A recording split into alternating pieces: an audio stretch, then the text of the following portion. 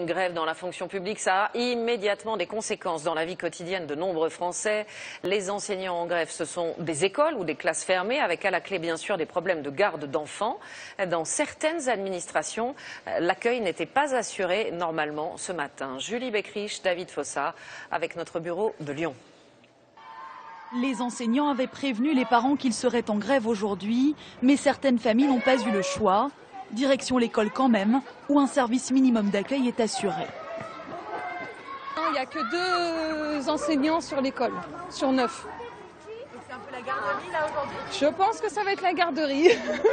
Il n'y avait pas de moyen de faire autrement aujourd'hui parce que je devais aller travailler effectivement, donc j'ai pas eu le choix en fait.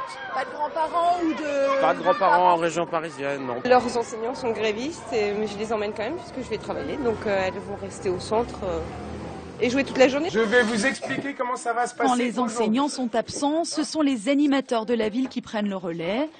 Pas de leçons ni d'exercices au programme, plutôt une journée de récréation bien encadrée. Nous devons mettre en place un animateur pour 15 enfants accueillis. Dans cette école de Lyon, autre problème. Ce ne sont pas les enseignants qui manquent, mais le personnel municipal en charge de la cantine.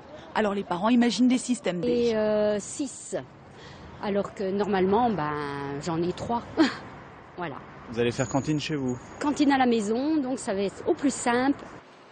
Les écoles, les postes, mais aussi les centres des impôts fonctionnent au ralenti aujourd'hui.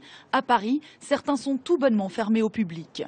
Le droit de grève, ça existe, donc ça c'est pas un problème. Après, j'aimerais bien connaître pourquoi.